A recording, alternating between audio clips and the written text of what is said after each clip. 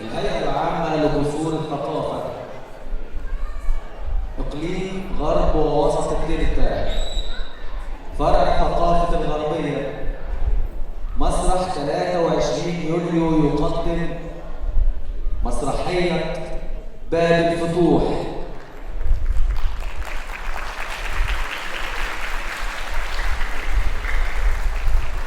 تأليف محمود دياب،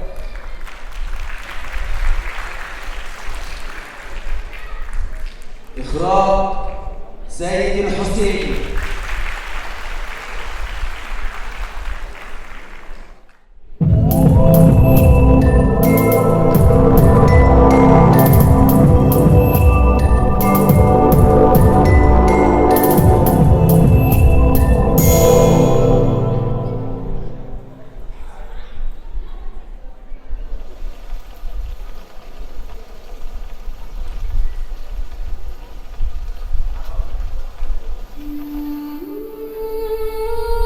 رحل محمود دياب مبكرا، لكن كلماته لم ترحل. رحل محمود دياب مبكرا، لكن كلماته لم ترحل. لم يكن كاتبا عاديا ولا مسرحيا يكتفي بعرض الحكايات، بل كان عينا مفتوحة وعقلا لا يهادن اللحظة. درس القانون وتدرج في هيئة قضايا الدولة حتى صار مستشارا، لكنه كان يعرف أن العدالة التي يبحث عنها أوسع من قاعات المحاكم، وأن المسرح هو المحكمة الوحيدة التي تقال فيها الحقيقة كاملة. من الإسماعيلية إلى القاهرة حمل معه مبكرا هم الوطن وقلق المصير. كتب المعجزة ثم خطابا من قبله، لا بوصفها قصصا قصيرة بل رسائل إنذار تضع المواطن العربي البسيط في قلب السؤال لا على هامشه. تأثر بالأدب الروسي وبالتاريخ لا ليستدعيه بل ليختبر به الحاضر، فكانت كتاباته قومية الروح واضحة الانحياز، لا ترفع الشعارات بل تفضح ما خلفها. وحين كتب للمسرح لم يكتب ليدهش بل ليكشف. في رسول من قرية تميرة سأل عما لا يسأل: لماذا توقفت الحرب؟ ولمصلحة من يصنع السلام؟ وفي أهل الكهف رأى الثورة المضادة قبل أن تتجسد. وفي أرض لا تنبت الزهور قالها بوضوح موجع: لا سلام يزرع في أرض لم تروى إلا بالدم. ومن هذا الخيط نفسه غزل باب الفتوح. هي ليست مسرحية عن فتح المضى ولا عن أندلس بعيدة، بل عن اللحظة التي يختبر فيها النصر ويسأل: لمن يكون الفتح؟ شباب يحملون كتابا واحدا في مواجهة سلطة كاملة. طريق إلى الحقيقة مزدحم بالعساكر وبالمنتفعين وبمن يعيشون على هامش الانتصارات الشعبية. هنا لا يدان العدو بقدر ما يدان الانفصال، انفصال الحاكم عن المحكوم، وانفصال الفتح عن معناه. الباب الذي فتح لاسم الحلم يكتشف أن خلفه استبدادا جديدا أكثر هدوءا وأكثر رسوخا.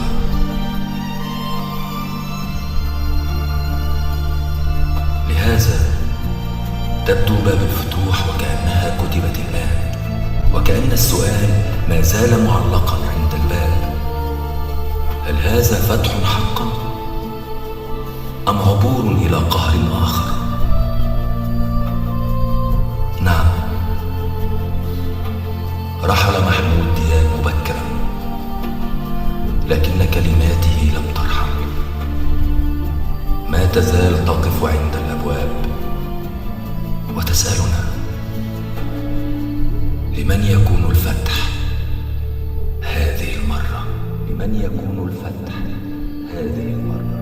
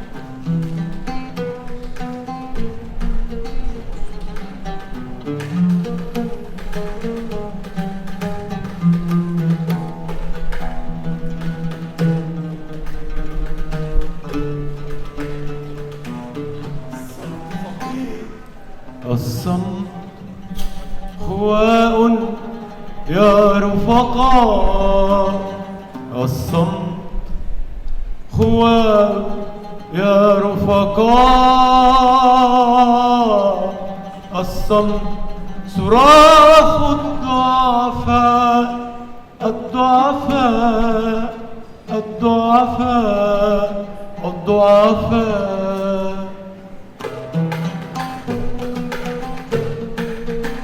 وأثقل منه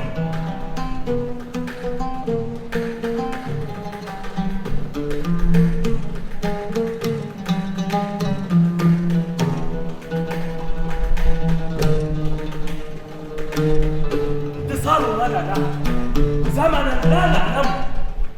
الصمت بكاء الصوت، الصمت حديث الموت، الصمت بكاء الصوت، الصمت حديث الموت.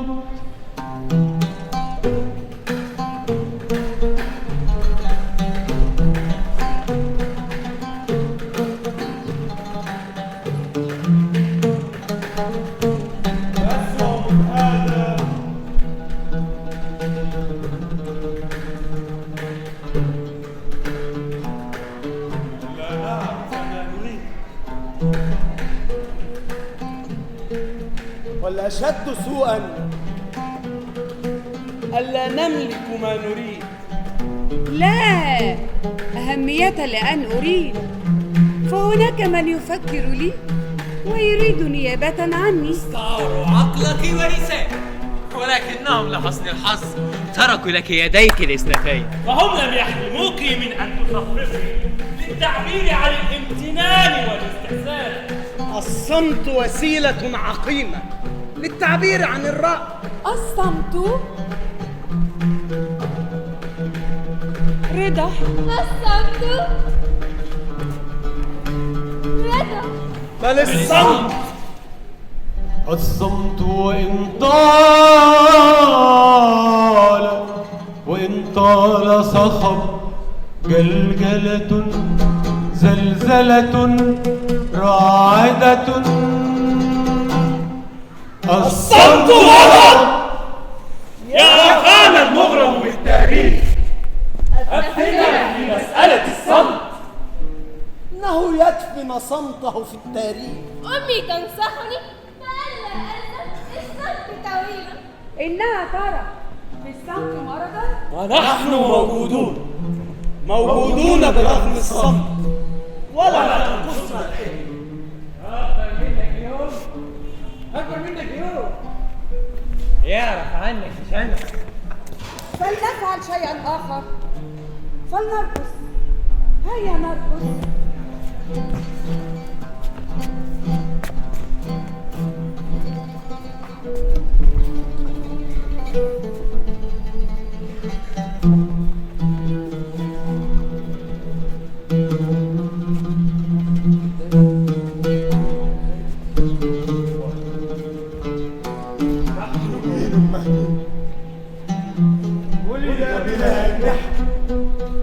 جئنا في زمن متأخر، وليس على المائدة سوى باقي المر. هل أدلكم على سبيل أراهنكم أنه سيقترح شيئا يتعلق بالتاريخ؟ التاريخ ولود، نحن أبناء العصر. فكرتنا أن التاريخ جبان، عبد للسادة ومنافق، وكثيرا ما ينسى أشياء أو يتناساها عن عمد، حتى يبقى الحكام ومختلف أكل الأكتاف وحدهم الأبطال. لن نقرأ التاريخ كما كتب، ولكننا سنعيد صياغته. وليس وسعنا أن نعيده هو نفسه. أعني أن نتخيله على هوانا، أن نرد إليه ما أنقص منه. انتبهوا الآن يا رفاق، ركزوا أذهانكم في القرن الخامس للهجرة، 11 الميلادي.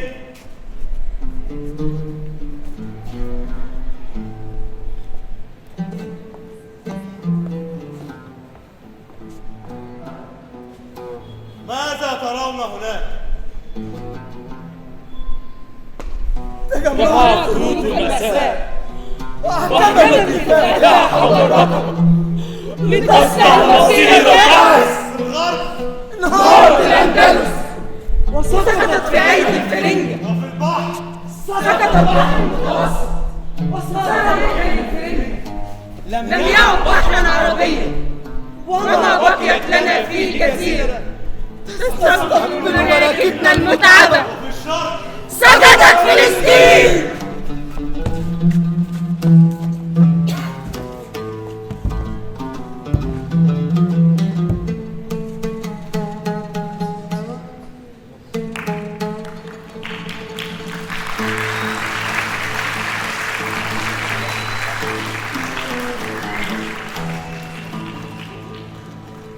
فلسطين أنت نشيد الزمان فلسطين أنت نشيد الزمان يا بنت الجرح وأم الجرح يا دنا الصارخة في النشيدات ذبحوك ورقصوا عندها الذبح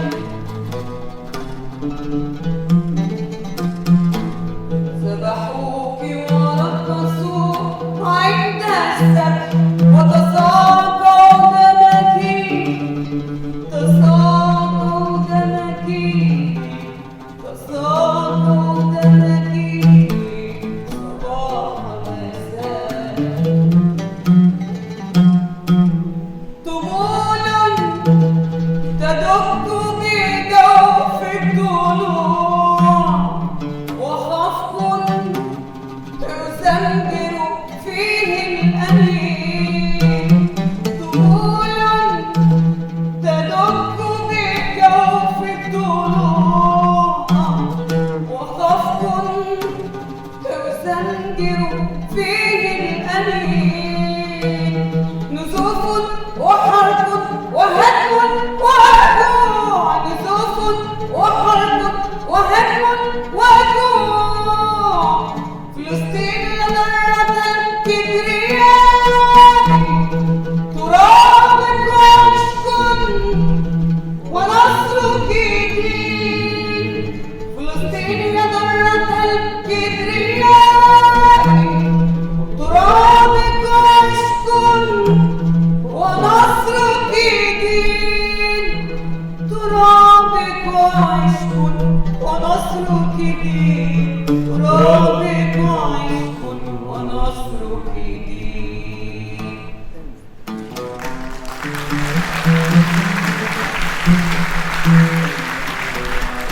ذبحوك ورقصوا عند الذبح ذبحوك ورقصوا عند الذبح وتساقوا دمك تساقوا دمك تساقوا دمك صباح مساء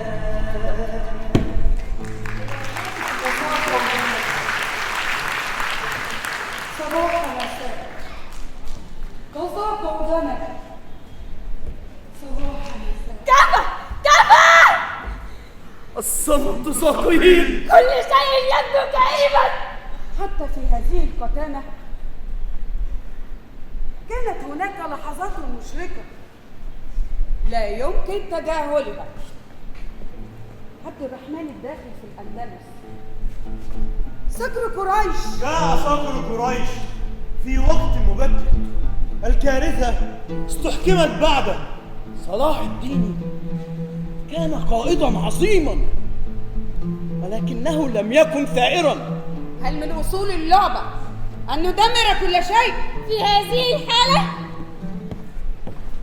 لن ألعب معكم. كان صلاح الدين يحمل سيفا ولكنه لم يحمل فكرة. أنتم تطفئون الشمعات القليل التي أضاءت في حياتنا، ومن هنا تبدأ مهمتنا في إعادة صوغ التاريخ. علينا أن نفتش عن هؤلاء الثوار، وعلينا فعل هذا السائر يظهر في عصر صلاح الدين، ولنجعلهما يلتقيان. السائل يظهر في عصر صلاح الدين وهو عربي شاب.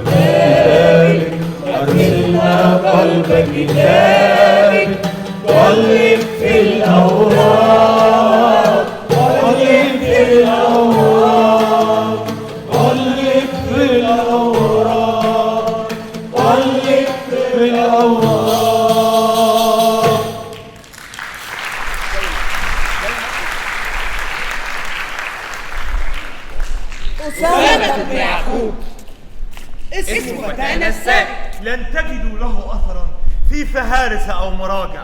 لم يكن يوما خليفة أو من رجال المناصب. لم يكن بوك دعاية أو كلب صيد لحاكم. لم يدع أهل ذلك، لذلك لم يذكر اسمه في الوثائق والمراجع. ولأنه سائل فهو يردد أفكارا تقلق راحة الحاكم وتغضبه، ولهذا فهو مطارد.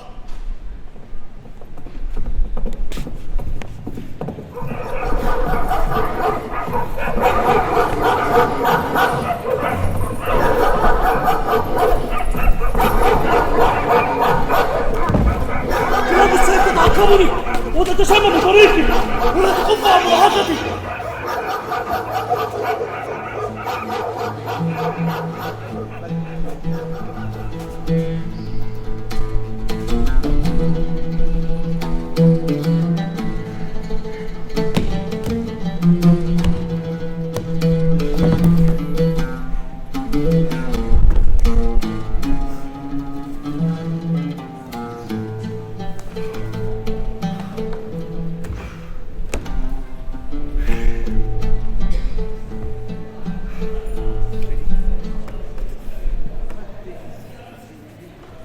الفرنج سائرون بقضهم وقضيدهم. الفرنج سائرون بقضهم وقضيدهم، وكأنهم على اليفاع في حضيضهم. على اليفاع في حضيضهم.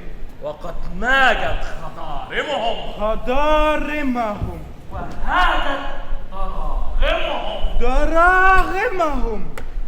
وقد نقلت الهاجرة. نعم. فألهبت الفئة الكافرة. وحدث الليل بين الفريقين وبات الإسلام للكفر مقابلا.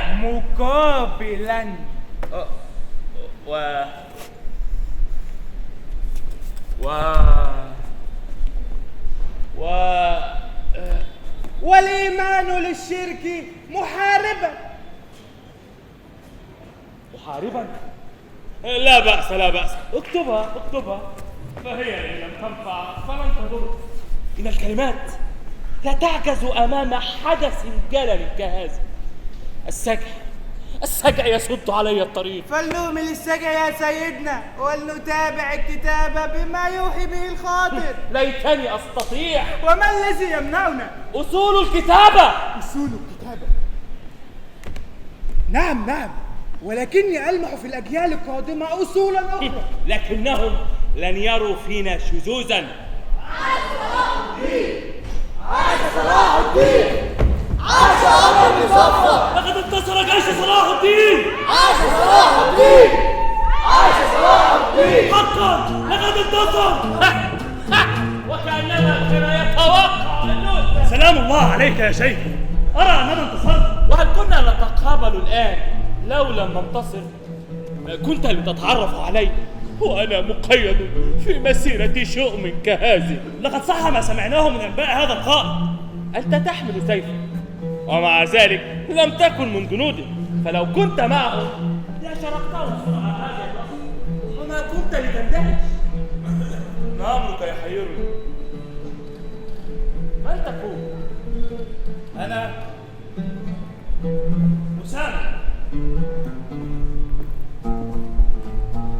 أسامة بن يعقوب.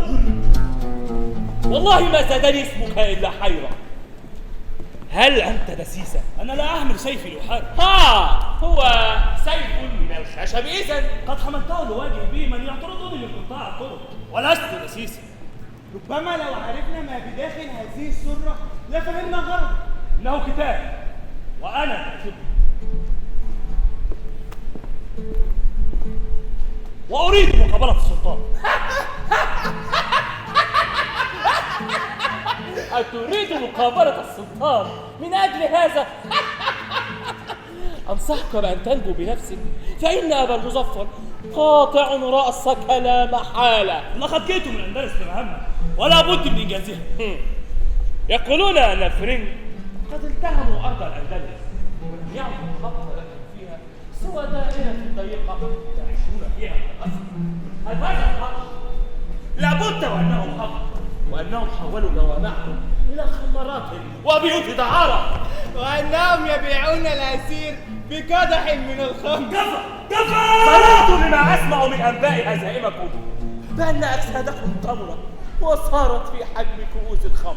لا تقسوا علينا، فما الأندلس إلا جسم مبدور من جسد ضرب فيه العفن وصار فيه الدود. نصيبنا من الجسد ما زال بخير، ها نحن قد انتصرنا هنا.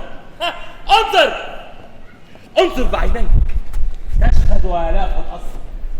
جرب أن تحصي قتلهم، خاتمة حكايتهم في أرضنا يا فتى، وستسقط البلاد التي اغتصبوها كما يتساقط الثمر الناضج من أفرع الشجر.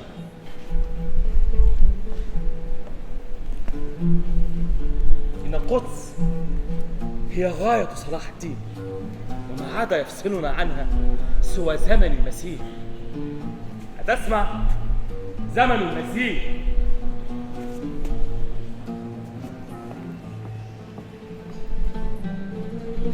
فيما تفكر؟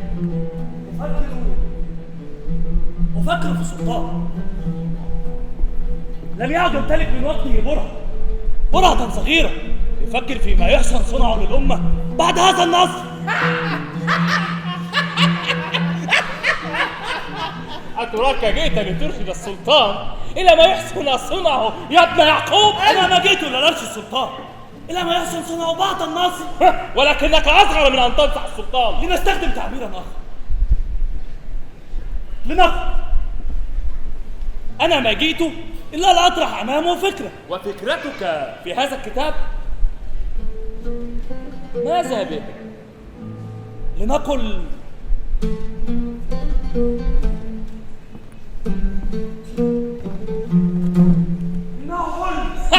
والله ما ضيع الأندلس سوى أحلام المرفهين فيها. السلطان سيفهم.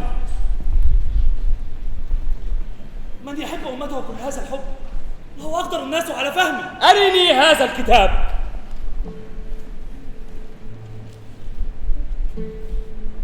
لعلي أجد فيه طرفة تسلكني. هل جعلت له عنوانا؟ باب الفتوح. ها؟ باب الفتوح. وماذا بعد؟ باب الفتوح. هل هذا هو كل العنوان؟ من لفظتين. بداية لا تبشر بالخير. وماذا تعني ماذا؟ باب الفتوح. بباب الفتوح. أعني أن الأمة لن تستعيد مكانتها إلا إذا مرت منه. من هذا الكتاب؟ ما شاء الله. وردة حمراء. ما لونها؟ حمراء. لعلها أجمل ما في الكتاب. جفت حقول القمح قبل أن تنمو السنابل، ومعادة الأبكار تعطي اللبن. إني أتوجه إلى الله بقلبي عن طيب خاطر، أما إرادتي فإني أحتفظ بها طالما أني مسؤول عما أفعل. ما شاء الله. إن الفتى يتطاول على خالقه. خير الله سعيك يا ابني يعقوب. إني أحمل رسالة، ورسالتي تنطق باسم العبيد، وعبيد الأمة صنفات، صنف يباع ويشترى في أسواق النخاسين، وعبيد بالخوف وبالحال. وذلك هو حال الناس جميعا في أمتي إلا السادة من أتباع الحاكم، والسادة مهما زادوا فهم قلة. هذا الفتى يحقد على السادة، بل إنه يحب العبيد. ويلعب من الأخبار عبيدا. كيف أكون حرا وأنا جائع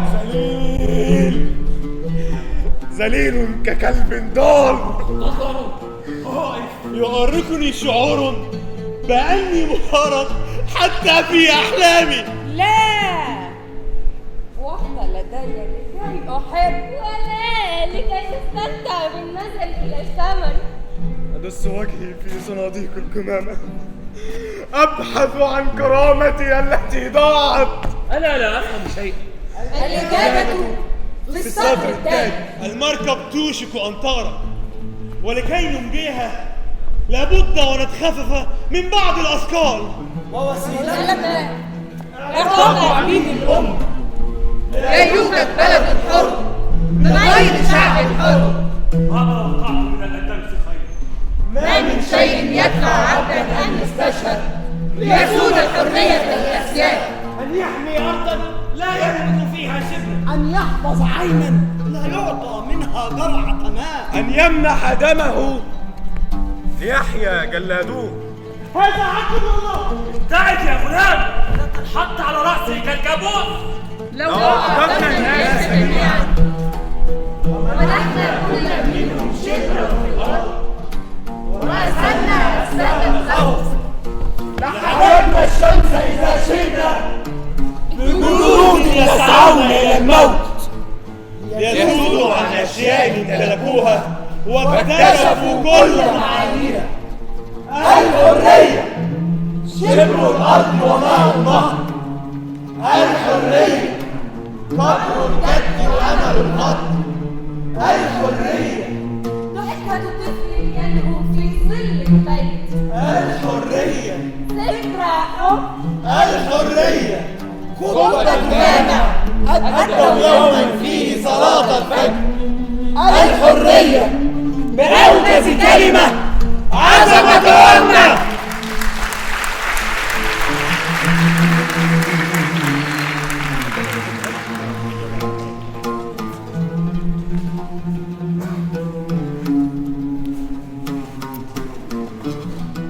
والصمت ثقيل. أتعرفون فيما أفكر الآن؟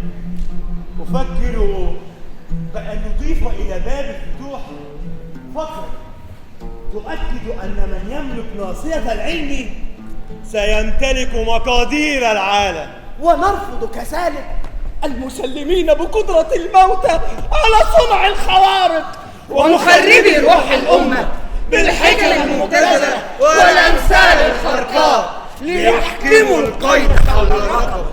بات مغلوب ولا تمشي غالي. بام برارارم بام بام. خير الأمور الوسط. بام برارارم بام بام. العين ما تعلاش عن الحاجب. بام برارارم بام بام. اللي يبص لفوق يتعب. بام برارارم بام بام. من خاف سلم. بام برارارم بام بام. من ردب قليله عاش. بام برارارم بام بام. الجوع كافر. بام برارارم بام بام. إن كان لك عند اللي قول له يا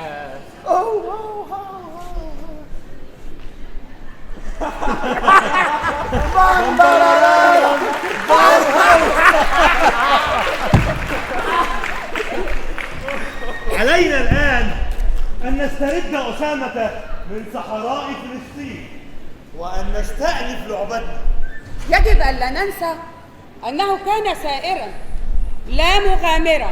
الأمل لا يزال معقودا على صلاح الدين، فلنمضي في رحلتنا معه.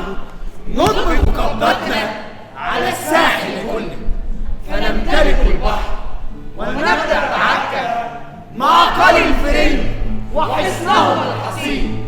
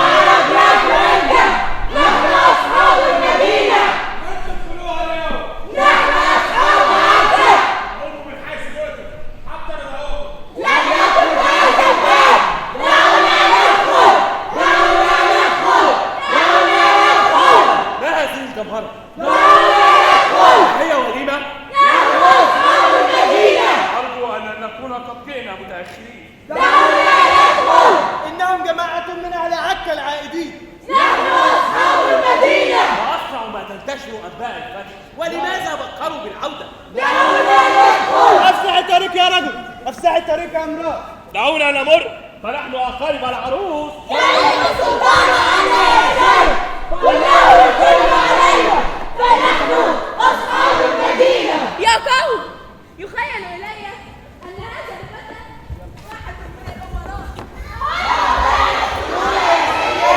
فنحن أصحاب المدينة.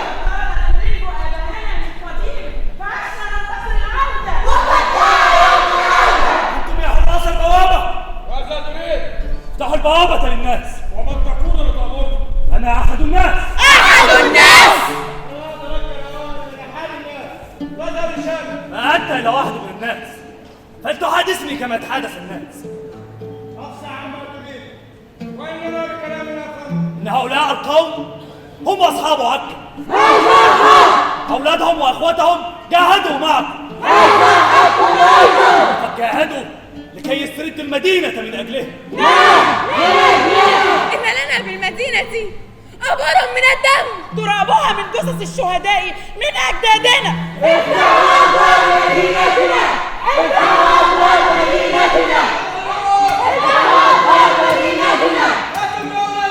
افتحوا أبواب مدينتنا. مدينتنا. هذا هو وقت القادة، قادم يحدثكم مظلومه.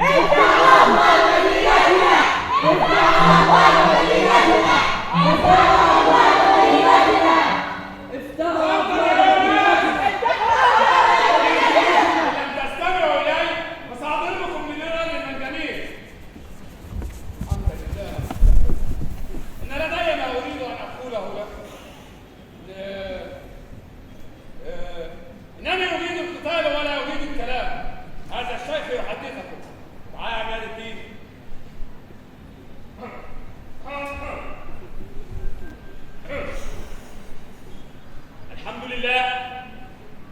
الحمد لله الذي أنجز لعباده الصالحين وعد الاستسلام وقهر بأهل التوحيد أهل الشرك والخلاف. حسن يا قوم، هل بينكم كبير يتحدث عنكم؟ هذا الفتى يتحدث عنك. ما زلت هنا يا أندلسي؟ أندلسي. أمرك بأن تغادر هذه البلاد. تكلم يا ابن يعقوب، أجب على السؤال. ألم يخبرك بأن تغادر هذه البلاد؟ إن هؤلاء الفقراء الطيبين اختاروني لأتحدث باسمهم، وأنا لا أتخلى عن الناس. ارتكبت خطأ كبيرا إذا ما أقصد هذا يا أندلسي. ما الذي يجعلكم تغلقون الأبواب في وجوه أصحاب المدينة؟ هؤلاء الناس جميعا هم فقراء كل عصر. أما من تحديد الإسلام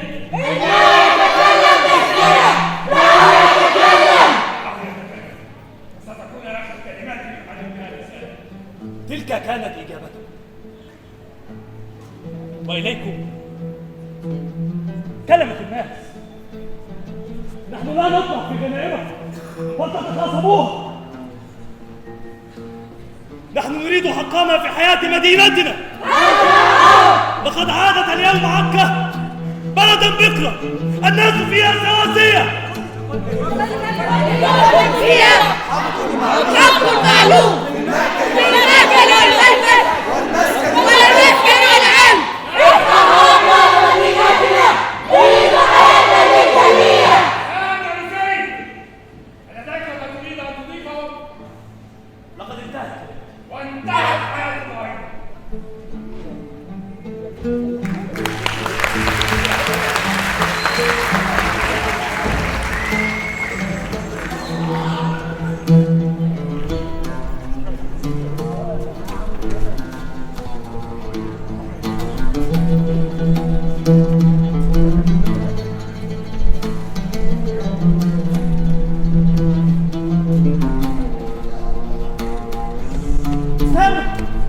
زياد، ها نحن قد التقينا مرة أخرى كما توعدنا. اركب فرسك وانطلق على الفور، فإن سالت من الجند في طريقها إليك. من القطب على الأرحم. تعال معي.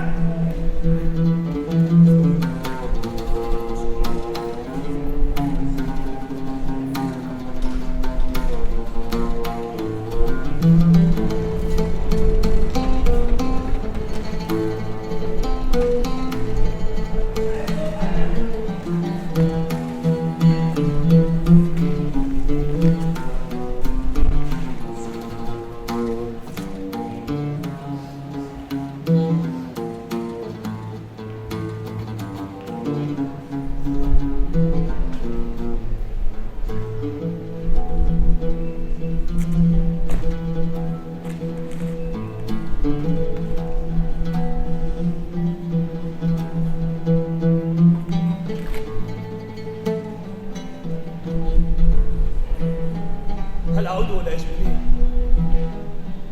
وأرتمي على صدر أمي وأشعر بالدفء، دفء فحسب، أنجب أولادا للموت، تجاهل النهاية التي أعرفها، التي توشك أن تنقض.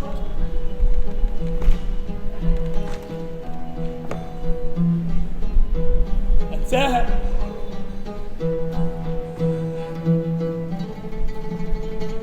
حتى تحتويني لحظتها فأبقي مع الطبيب وانتهي.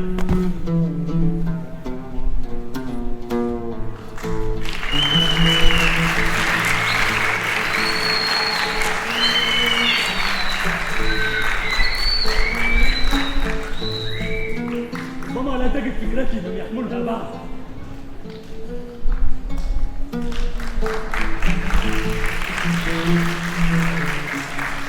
ضما يدفن كتابي معي، ضما نحرق سويا في حفرة بأرض مجهولة.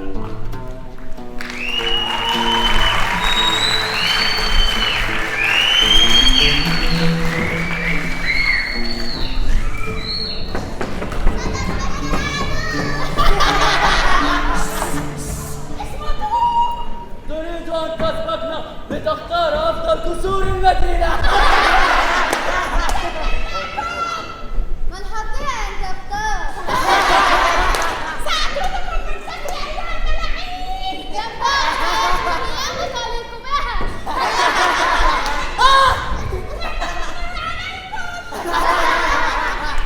يكفيها حفرة صغيرة من الرمال.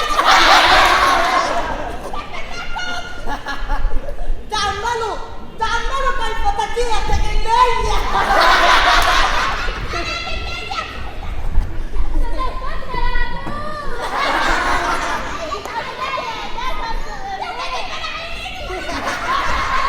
هيا يا عجوز. يا قوم، حمد صباحا، إلى أين وجهتكم؟ نحن من القدس.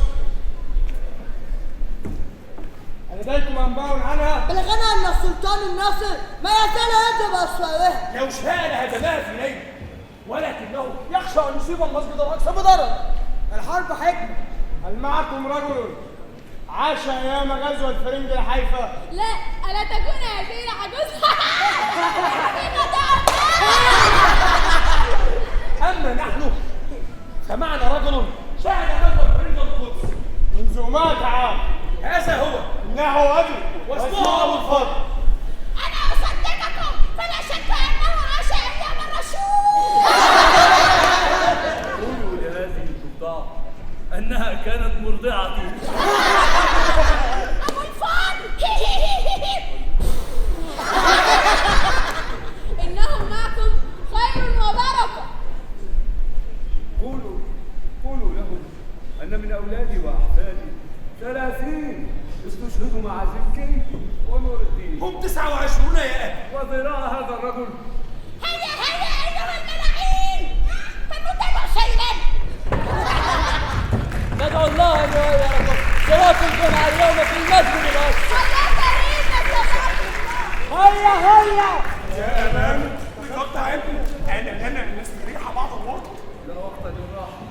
ألم تسمع ما قيل؟ سنستأنف السير ولن نتوقف. ما زال الرجال يحاربون ولم تسقط القدس بعد. أعرف أنها لم تسقط بعد، ولهذا فأنا متعجب. فلا بد أن أرى بعيني هزيمة الفرنجية كما رأيت هزيمتنا. كأنما يقدر عمره بنفسه. ستحملونني فنمضي. ما عدت بقدر على المضي.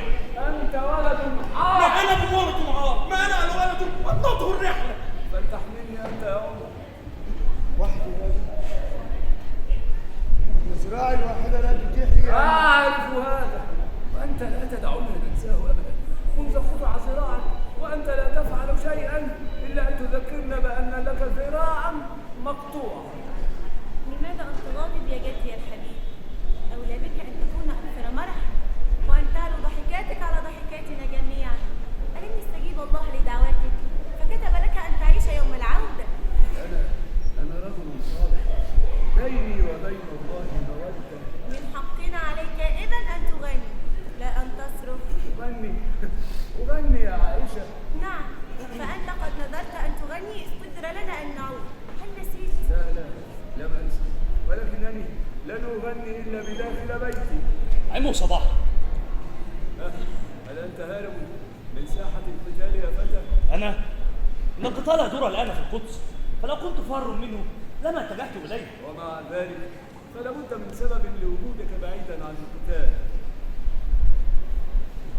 لي من الأحفاد 9 يجاهدون مع صلاح الدين كما استشهد من أبنائي 29. أما ذراع هذا الرجل فلن أحدثك عنه، فسيحدثك عنها بما فيه الكفاية. فولا يمل من الحديث عن ذراعه التي بترت في موقعة قتل فيها 20 إفرنجيا. سيطول الحدث بيننا 20 أحزاب فأنا لما لا نوفر كل الحكايات للطريق يا جدي، فربما لنا ضيفنا بحاجة إلى بعض الراحة. ضيفنا لا يشكو كما أنني لا أشكو. ألا أنت متعب حقا؟ إنني سعيد لأن أكون بينكم، فلقد أطلقت وحدي، وبإمكان سيدتي أن تترك الجد في رعايتي وتلتمس نفسها قدرا من الراحة إن شاء. تركيني وضيفي عائشة. أو فلتبقى إن شاء. أو ابقي إن شاء. أخشى إن تركتكم أن يفوتني شيئا أحب أن أسمعه. لقد سمعت حكاياتي كلها منذ كنت في المهد، وليس عندي جديدا تسمعينه. ولكنني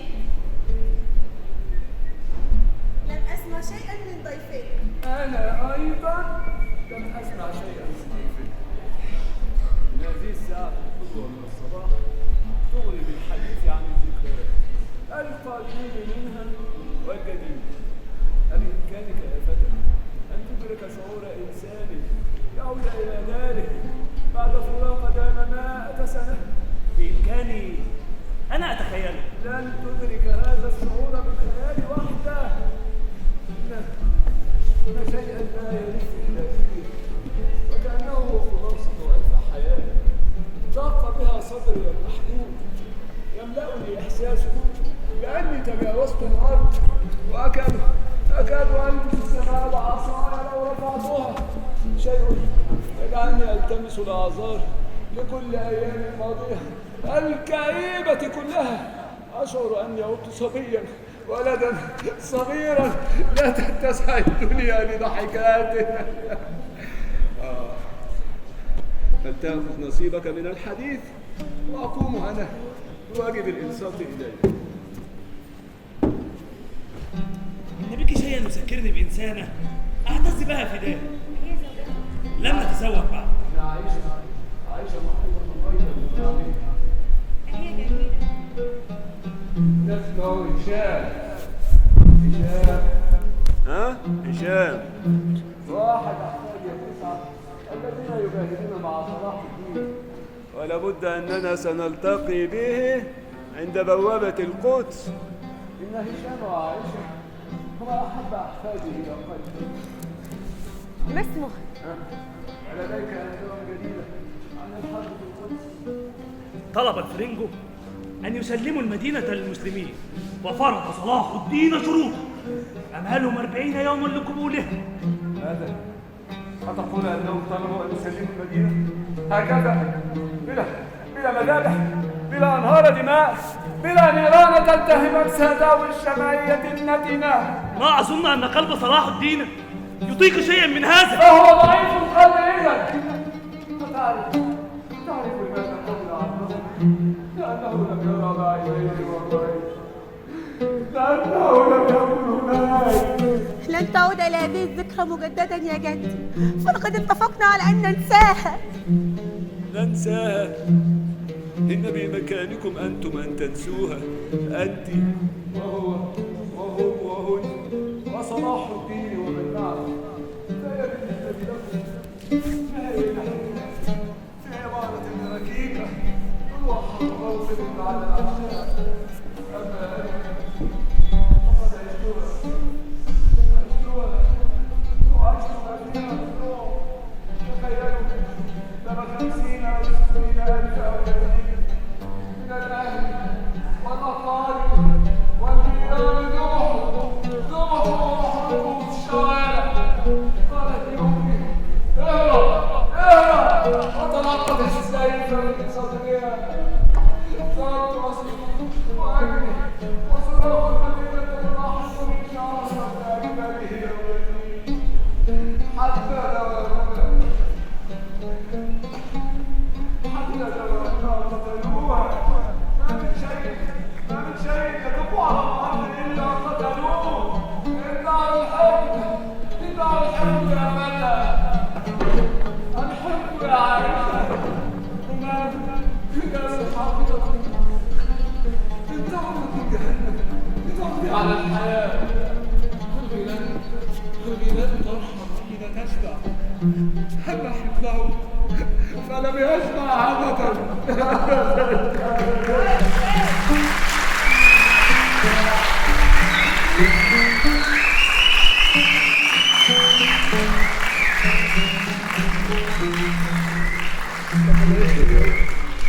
لقد عشت اليوم لأشهد يوم الانتقام، فإذ صلاح الدين يقبل اليوم في القتال ويبني شروطا. أية شروط؟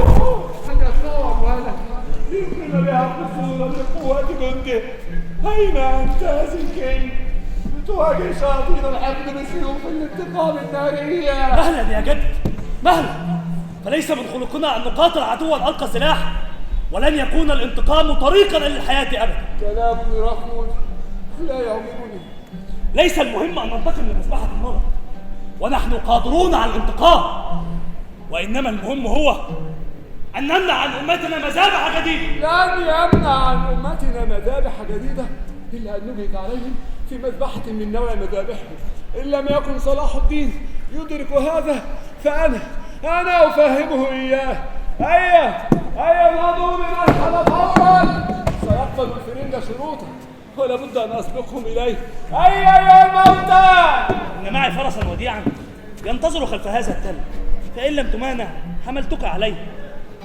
يبدو أنه لم يعد في بلادنا سوى الحملان الوديعة والجياد الوديعة والقادة الخنوعة.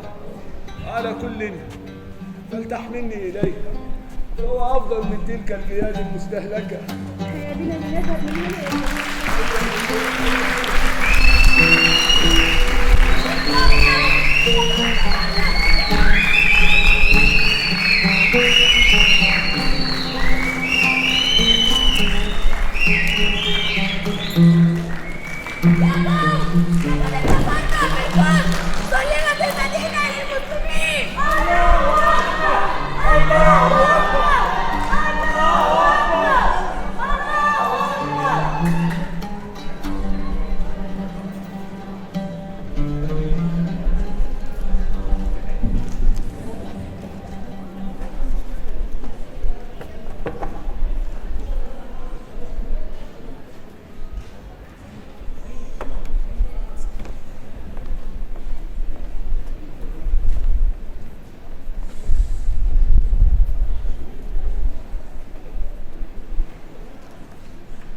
$17 دينارا يا فرنجي، فلا تساومني. وانت هناك خطأ في الحساب يا سيدي. 10 دنانير عنك، و5 عن زوجتك، وديناران عن الطفلة. هذا كثير. كان من الأفضل أن نبيع هؤلاء الناس جميعا في الأسواق.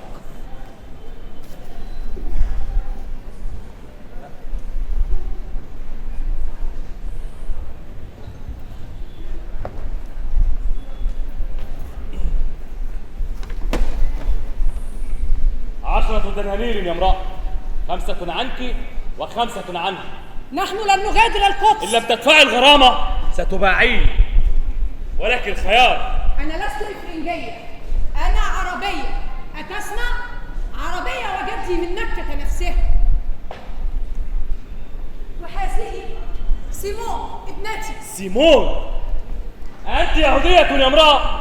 نعم، ولقد أعطانا السلطان الأمان. سيدي إنني إفرنجية. سيمون، كان أبي إفرنجيا فأنا إذن إفرنجي. لا تستمع إليها يا سيدي، فتلك أبزوبة أطلقتها قبل مجيئكم حتى يحسن الفرنج إليها. لقد جاء جدي الأكبر إلى القدس من مكة نفسها. أما أبوها فقد مات قبل أن تولد، وكان يهوديا مثلي. والله لأقطعن طرف لسانك حين نعود إلى البيت. سيدي إنني إفرنجية. طيب، فلتأخذوه، ولن أدفع لها 5 دنانير. لا تدفعيه، فسيشتريني أحد الأمراء فأسكن قصرا عظيما يطل على نهر دجلة أو النيل. أرجوك يا أم لا تدفعيه.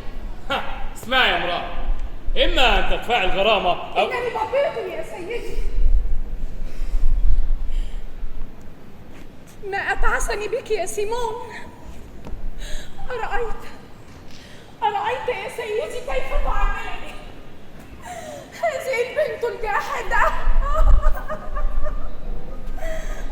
لو تعلم قدر ما أعاني من أجل أن أكفل لها ولي حياة شريفة.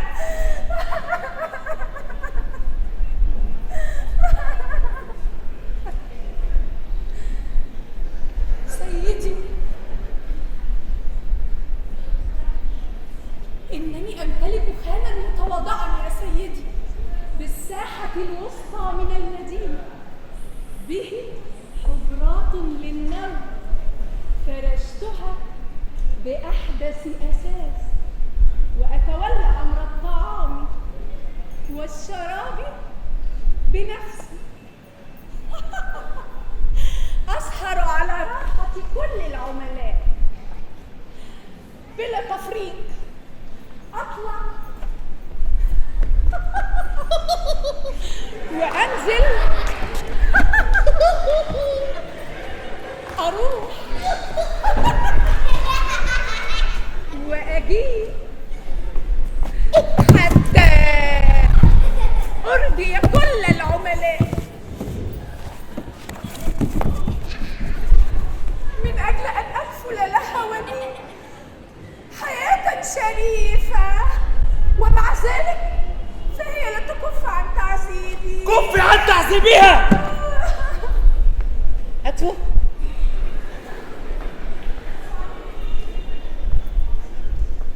أتقولين الساحة الوسطى؟ نعم، بالقرب من مسجدكم الغالي. الله أكبر.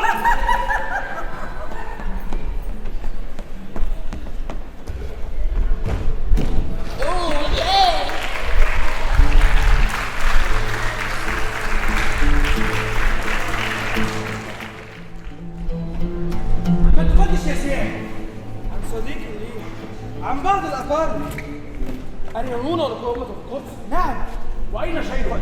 مع السلطان. مع السلطان.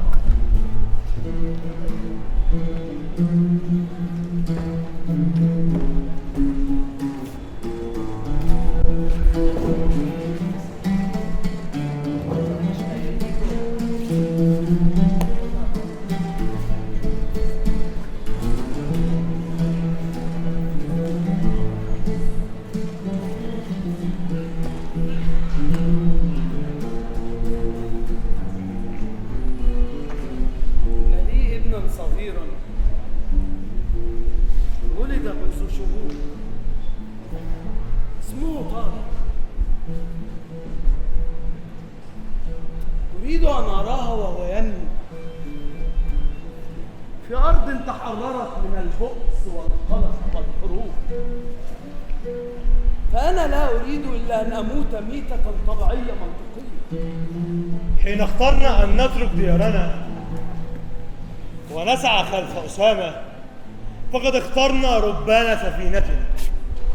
كلمة منك تحسم الأمر يا أسامة، وستجدنا رهن إشارتك حتى لو أشرت علينا بالموت. أنا ما جئت من إشبيلية في طلب الموت.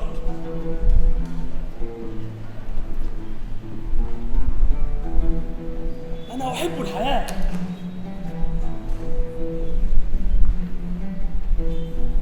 قد تركت في داري أما تحيا على أمل أن تراني ثانية، حبيبة تنسج أحلام حياتها على وعد مني بأن أعود إليه. ولا أشك إن لكل منكم في داره إنسانا ما أو حبا ما ينتظر. لقد وجدت بيننا جميعا رغبة عارمة في حياة أفضل، ولولا هذا ما اجتمعنا هنا في القدس. فلنترك أخانا يتكلم. بما تنصحنا؟ أرى أن نتصافح الآن ونفترق على الفور. نفترق؟ نعم نفترق. يمضي كل منا إلى داره ومعه نسخته من باب الفتوح. إن الناس في بلدي مثلنا يحبون الحياة. الناس في بلدي أيضا حكماء ربما أضافوا شيئا إلى باب الفتوح أصبح أكثر عمقا وأصلح للحياة، ويكون حلما ملكا للجماهير. وقد تنقضي أعمارنا قبل أن نراها تتحرك، ولكنهم سيتحركون حتما يوما ما. يوما ما؟ وإذا يوم مجهول في المستقبل، قد يأتي بعد 5 سنوات أو 10 سنوات، ربما بعد قرن من الزمان. إنني أرفض الرحيل عن القدس، ولترحلوا أنتم إن شئتم. خذوا معكم كتابي وابدأوا رحلتكم مع السماء. أما أنا فقد اخترت طريقي ولن أعدل عنه، وإن لم يكن باقيا لي من احتمالات النجاح سوى جزء من 1000، فسوف أبقى من أجله.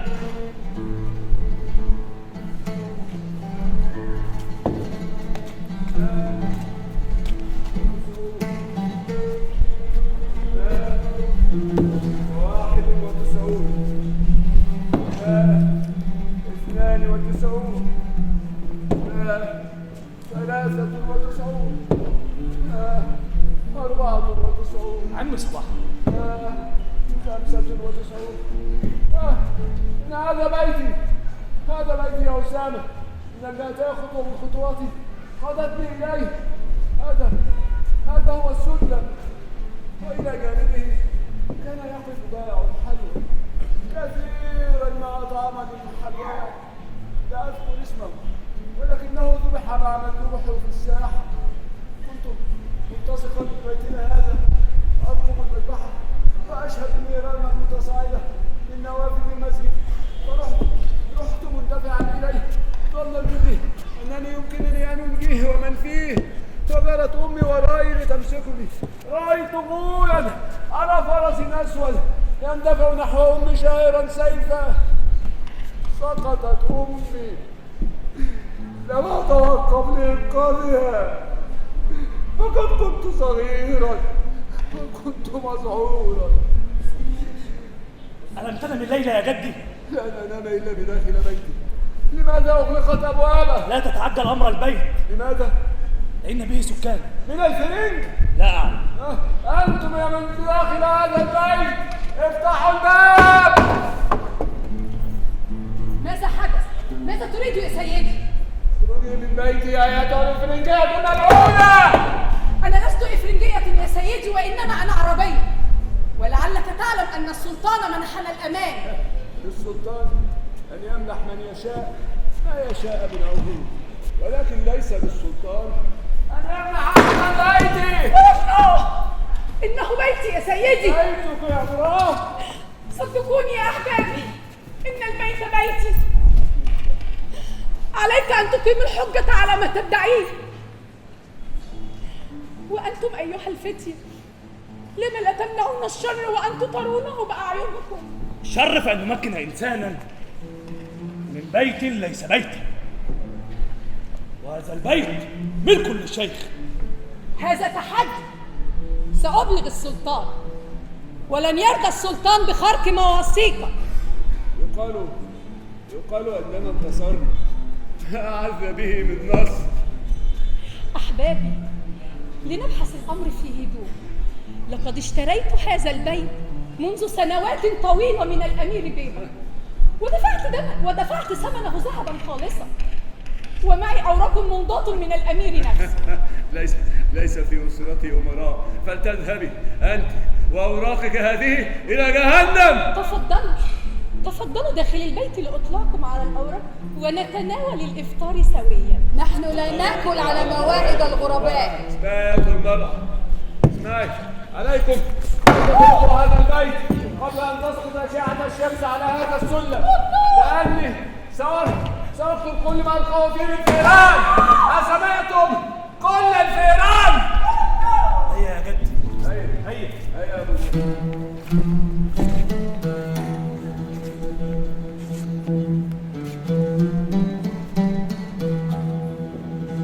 اسمحوا لي أن أعبر عن دهشتي. ما الذي تنهون بصنعه الرؤساء؟ قد ضربتم حصارا بالجند على الأبواب المتربصين له، لم تدخلوا إلى المدينة فقيرا واحدا يصلح أن يكون سندا له. أنتم تسيرون به إلى الموت المحتم. هل يمكن أن نتصور واقعا مختلفا عن المدينة دون أن نخالف المنطق؟ وماذا تقترح؟ إضافة صغيرة إلى الحكاية. هيا عجل بها. عدد من شباب العامة بلغتهم أنباء أسامة وقتاله، قد تحدث عنه الجند الباحثون عنه في الأسواق، وأهل عكا وزياد بوجه خاص. تتجمع هؤلاء الشباب أمام باب القدس يوم فتحها ليكونوا تحت إمرة أسامة ويكونوا سندا له. إضافة معقولة لا أملك أن أرفضها. كم عددهم؟ هل نسميهم من أين أتوا؟ الشباب هم الشباب في كل عصر، لا أهمية لأن نسميهم. فليكونوا 7، بينهم فتاتان، فليكونوا مثلنا ولا شيء يميز ال7 بشكل خاص. لنكن نحن بالتحديد، نحن ال7 جئنا لنتلقى عن أسامة فكرة ونكون له عونا في صراعه الحتمي القادم. نحن من العم أضنى الفقر أهلنا والخوف وكلت أيديهم.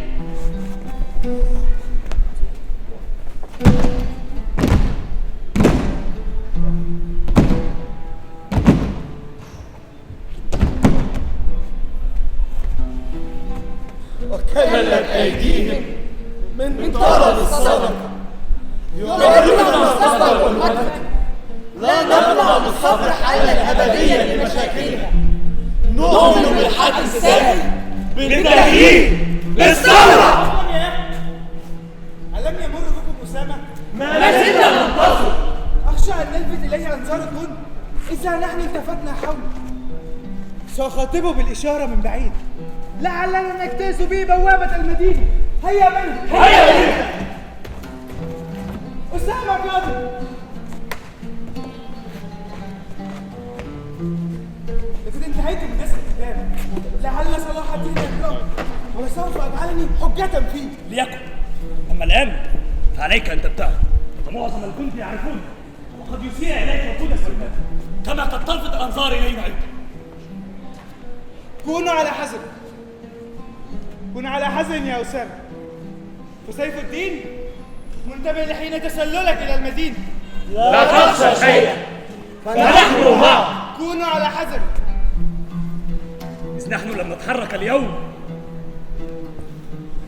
فلن نتحرك أبدا. سأخترق الصفوف عليه الآن، وإن لم أعد إليكم فلا تكفوا عن المحاولة. لابد أن يوفق واحد منا في النهاية. أسامة انتظر، لا تذهب. ابقى أنت، فسيف الدين ورجاله يعرفونك. نبدأ بواحد منا. أبدأ أنا بالمحاولة، فلن يقصوا الجند على فتاة حيلة رخيصة لا يقبلها. فلنبدأ بواحد منا. انتظروا جميعا، أنا معكم، لن تعملوا بدوني اليوم. تعالوا، سأذهب أنا بهذا الكتاب من السلطان. الله.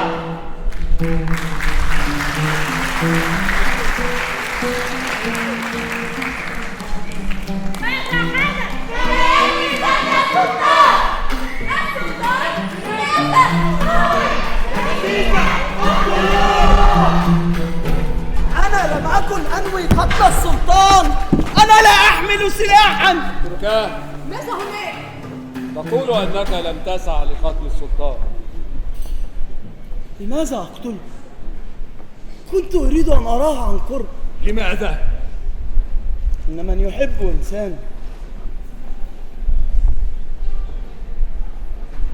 يريد أن يراها عن قرب. فتشاه.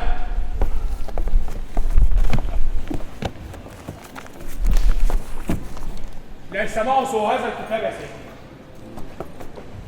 من أين أنت؟ من دمشق. ماذا في هذا الكتاب؟ أشياء قد لا تعجبك. هل تعرف ما يعجبني وما لا يعجبني؟ إن من يراك يدرك من أنت جيدا. ما اسمك؟ أسامة بن يعقوب. أنا أعرف أسامة بن يعقوب، لن تخدعني. ما اسمك؟ أسامة بن يعقوب. هذا كذب. سيدي القائد، هل في هذا الكتاب شريعة للحكم؟ نعم. ولكنك لست أسامة بن يعقوب. سيدي القائد. متى تريدين يا امرأة؟ رحمة بي يا سيدي، فأنا امرأة وحيدة ضعيفة، وقد جئتك شاكية من هذا الشاب. لقد جاءني منذ قليل مع جماعة على رأسها رجل عجوز، وأرادوا أن يقتحموا بيتي وهددوني بالقتل يا سيدي. لقد تعطف علينا السلطان فأعطانا الأمان. أنا يهودية يا سيدي، ولكنني عربية من مكة نفسها، وقد نبهتهم إلى ذلك ولكنهم لم يكترثوا وأصروا أن يسلبوني بيتي. تتحدون السلطان؟ نعم يا سيدي، ولقد ذهب العجوز ليستدعي قبيلة كاملة ليستعينوا بها في عزم عليه من انتزاع البيت. وتهينون كرامة الناس. خذها إلى سجن القلعة. هيسرقوا. انتظروا. أنت لست أسامة بن يعقوب. من أنت؟ تكلم. أسامة بن يعقوب. خذها إلى السجن واحرقها الكتاب 7 نقاط. سيدي، وماذا أفعل يا سيدي لأحمي نفسي وبيتي وابنتي؟ أنا لا أستطيع وحدي أن أنفذ أوامر السلطان. سأجعل على بابك جندا يحمونك. أغرب ما يحدث بالقدس. لقد حلت الفوضى بالدنيا. هذا الشاب يا سيدي أعرف القصة. شاب آخر يحمل نفس الاسم وبيده نفس الكتاب يعترض بطريق السلطان. لقد أمسكنا به قبل أن يخطف الرجل الأخير إليه. وهل يراه السلطان؟ لا ندري، ولكن أصحاب السلطان رأوه فسدوا عليه الطريق ووضعنا أيدينا عليه. لو سألته نفس الأسئلة فسيجيب بنفس الإجابات. أرني هذا. للأمة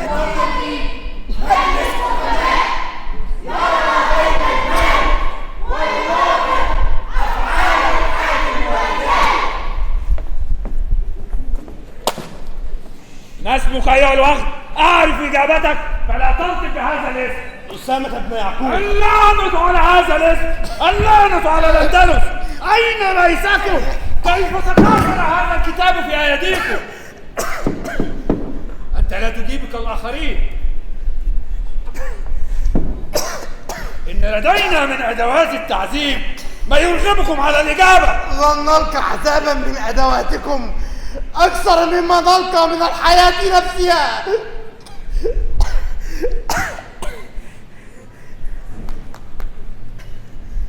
لقد غرر بكم الأندلسي وأغرقكم في وهم البطولة. سأحرمكم من هذا الوهم وسيحرق كتابكم حيث تحرق القمامة. ولن تحاكموا من أجله، بل ستحاكمون من أجل جريمة أخرى. جريمتكم تحدي السلطان الناصر المنتصر وخرق أوامره. يستوي أن نحكم من أجل جريمة أو أخرى. السجن هو السجن، والموت هو الموت. يسعدنا أن نقتل وسينبت غيرنا عشرات. كم أسامة بن يعقوب في المدينة؟ آلاف يحاربون وآلاف يحملون الكتب. هي مؤامرة ضد السلطان؟ أيها الجندي، نادي اليهودية السارة.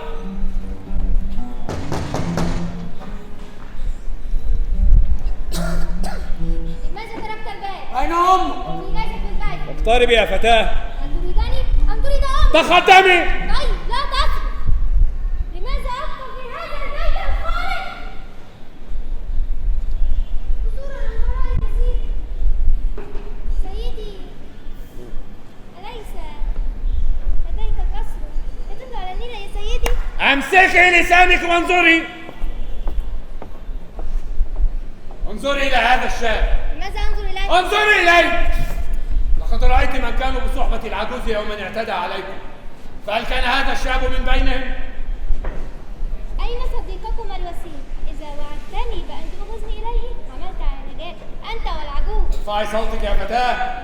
كلمهم يا سيدي وكان أكثرهم حدة وعدوانا. حدة وعدوانا، عدوان على الخلق، تطاول على السلطان، تمرد على أوامره وتعهداته. خذ هذا المتمرد إلى سجن القلعة وبلغ أوامري بأن تغلق كل أبواب المدينة وأن تفتش كل البيوت بيتا بيتا. راقبوا الكنائس والمساجد، اقبضوا على كل من يحمل كتابا وإن يأخذ القرآن نفسه. فلا ربما دست فيه كلماته بالمسمومة. هيا هيا اذهبوا.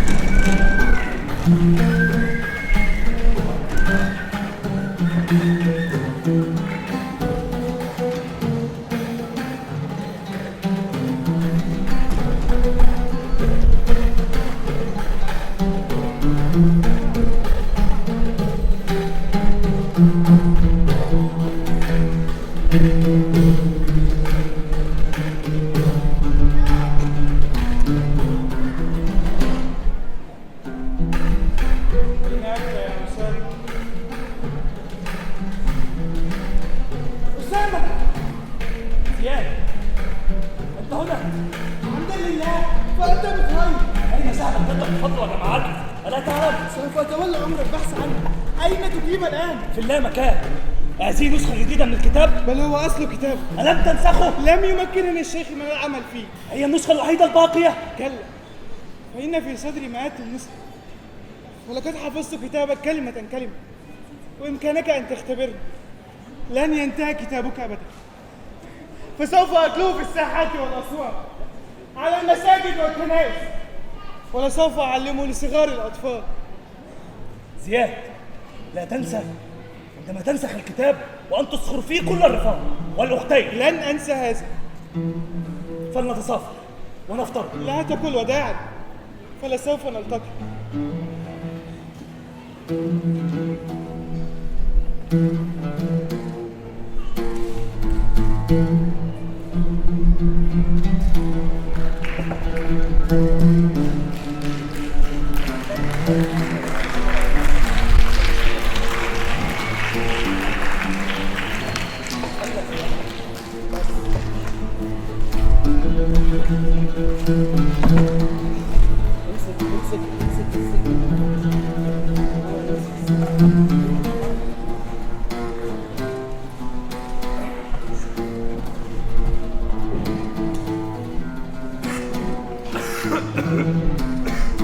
الصمت ثقيل، السجن لا يحتمل. أحس بالاختناق. افتحوا الأبواب. اسمع خطوات تقترب، لعلهم مقبلون بسجين جديد. قد يكون أسامة. الخطوات تبتعد، إنه ليس أسامة. ما زال أسامة يواجه قوى الشر وحيدا. الموت أرحم من هذا السجن البارد. ستحزن أمي حين تعلم إني سجنت ولن تكن بعد البكاء. أما أبي فسيقتله الشعور بالعار. لم تكن هذه نهاية القصة. نعم فالتاريخ ممتد. لم يدم الناصر لصلاح الدين طويلا، فقد عاد الفرنج بعد شهور وهم أكثر عددا وعدة وأشد قسوة. ذبحوا بيانات المسلمين وصدوا عكا ويافا وحيفا وغيرها. وفي الغرب سقطت الأندلس في أيدي الفرنج بلدا بعد بلد.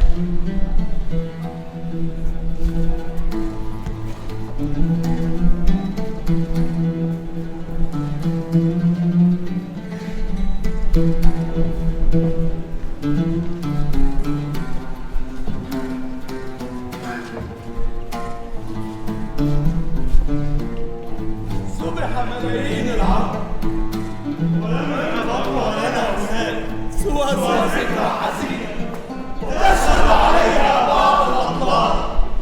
ولكن هل مات أسامتنا؟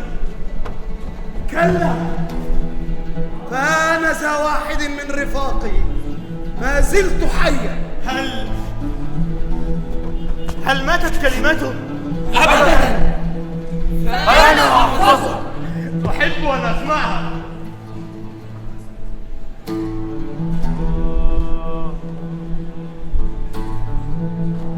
المركب توشك أن تغرق،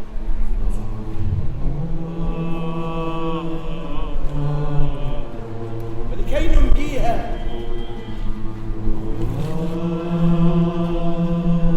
لابد وأن نتخفف من بعض الأثقال، ووسيلتنا إعطاء عبيد الأمة. لا يوجد بلد حر بغير شعب حر. وماذا أيضا؟ ما من شيء يدفع عبدا أن يستشهد ليصون الحرية للأسياد، أن يحمي أرضا لا يملك فيها شبرا، أن يحفظ عينا لا يعطى منها جرعة ماء، أن يمنح دمه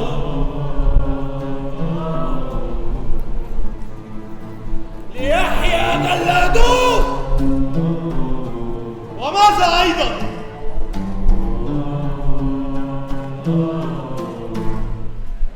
لو أعطتنا الناس جميعا، لو أعطتنا الناس جميعا ومنحنا كلا منهم شبرا في الأرض، لو أعطتنا الناس جميعا، لو أعطتنا الناس جميعا ومنحنا كلا منهم شبرا في الأرض، وبذلنا أسباب الخوف، وحجبنا الشمس إذا شئنا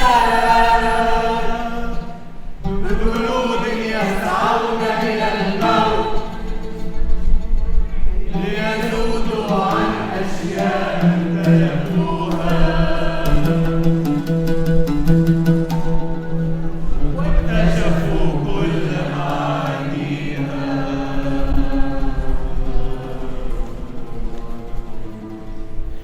الحرية شبر الأرض وماء النهر، الحرية قبر الجد وأمل الغد، الحرية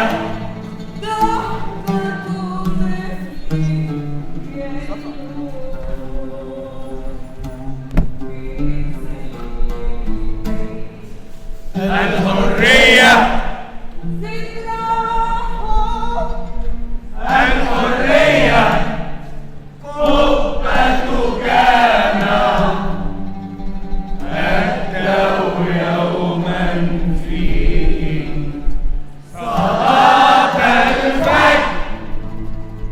الحرية الحرية الحرية الحرية أوجز كلمة.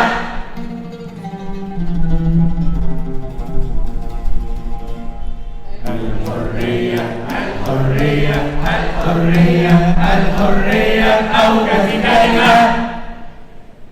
عظمة الأمة.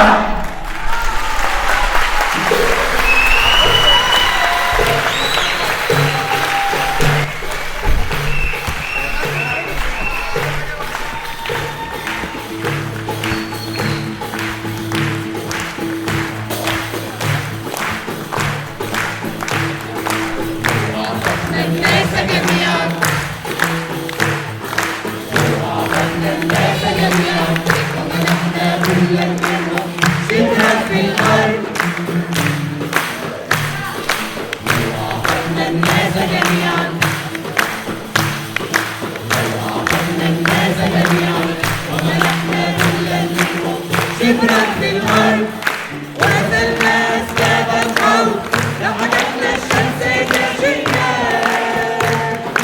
بجنود يسعون إلى الموت ليذودوا عن أشياء امتلكوها واكتشفوا كل معانيها. معنا العرض المسرحية باب الفتوح. الحرية مسرحية عبد الله الشهاب مرح المضارب. مساعد مخرج سيد حبيب.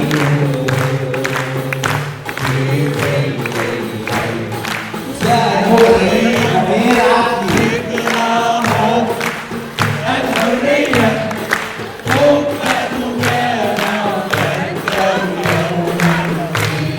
مخرج منفذ حسين راشد.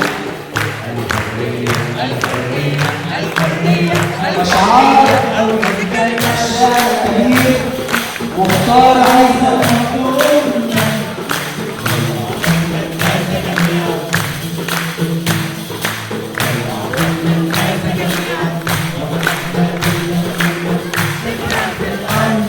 الحان الفنان وحدي الدين.